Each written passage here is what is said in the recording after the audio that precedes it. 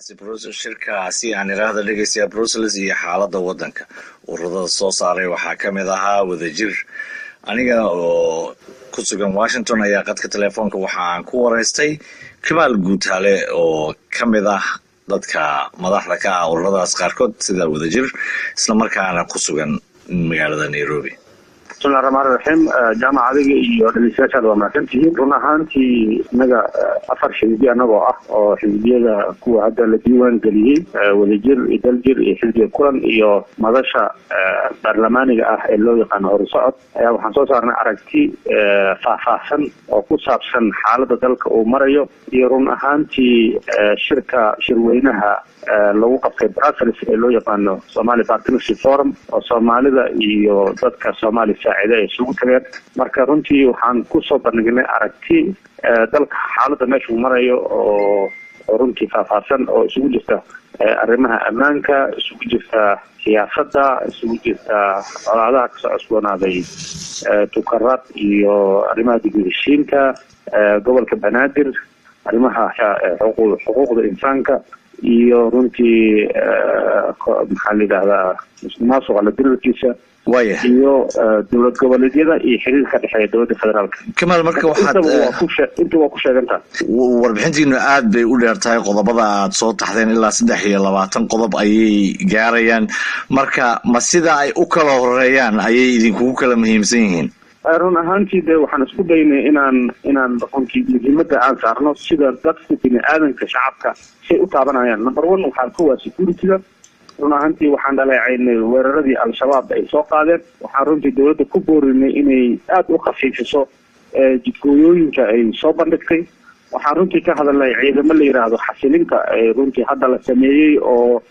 runtii dhibaato badan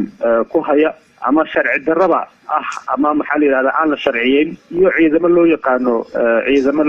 ciidanka difaacu shacbiga ama BDF oo dastuurka aan ka tirsanayn runtii arrinta security-ga intaasaan ka niri waxaan kaloo runtii ka hadalnay arrimaha siyaasadda iyo isku imaanshaha la-aanta iyo political space waxa loo yaqaano ama saaxada siyaasadeed oo ciriiri fara badan ay la kulmeen axzaabta iyo dadka siyaasiyiinta ah oo runtii hay-adda nabadsuguda ay joojisay shirarkii aan ku qaban jirnay magaalada muqdisho freedom of expression-kii wixii loo yaqaano freedom of assembly oo dastuurka ku qoran oo aada u yaraaday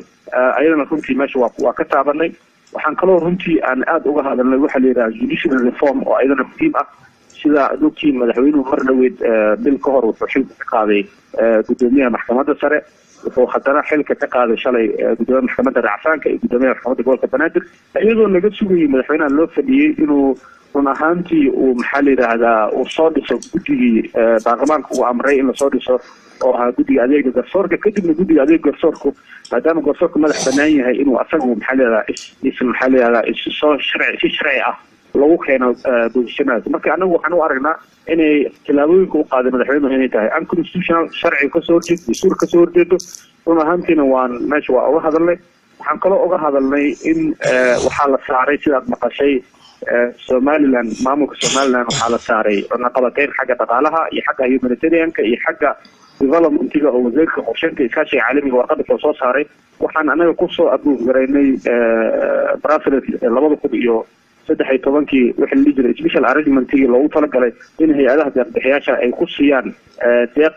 si maxaa la yidhahdaa maamulkaas dadka jooga Somaliland runtii ay uga faa'iideystaan development-ga dowladdan way ka jartay eedeymaha aad soo jeediseen waxaa laga yaabaa dadka akhriyo in ay inta badan idinku raacaan oo yidhaahdaan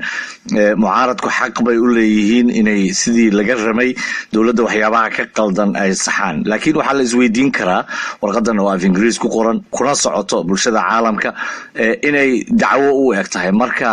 kaalinta mucaaradku ma inay xukuumadda dacweeyaanba mise waa inay xukuumadda siday ku wada shaqayn lahaayeen ay dhinacooda ka abuuraan xukuumadda anaga waa la shaqaynaa dad fara badan oo xildhibaanaha nagu jira xildhibaanaduna dowladda ka tirsan yihiin dowladday la shaqeeyaan sharciyaday u baasgareeyaan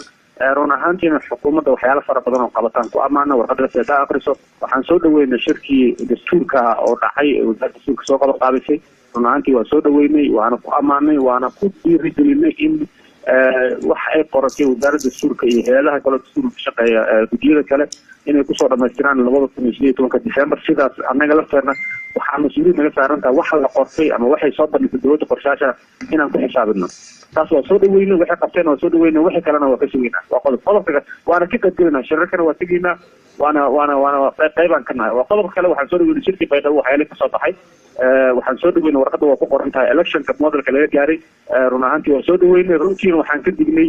dowladda anagoo soo dhaweynay laakiin hay-adaha madaxbanaanidooda in la ilaaliyo oo haddana aan la faragelin oo haddana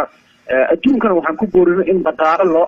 la siiyo dowladda si ay usoo dhamaystirto arrimaha electionska iyo waxaas warqaday ku qoran tahay waxaan kaloo aan maxaa soo dhaweynay arrintii baydhabo iyada lagu gaaray oo resource sharing modelka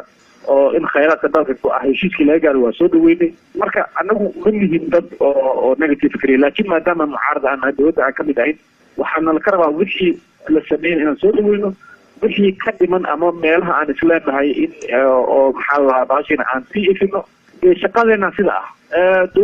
dowladda qiimaheedana waa ku jirnaa haddii dowladda baarlamaanka wax la timaado wax aan leenahay la imo guddiga adeeg garsoorka waa loo ansixinaya haddii la timaado sharciga batroolka waa loo ansixinaya haddii la timaado sharciga kalluumaysiga waa loo ansixinaya marka ma ahan runtii waa wada shaqayn ilbaxnimo ku jirta sidaan aaminsanahay aniga ma ahan mucaarad dowladeed ma ahan Kamaal Daahir Guutaale.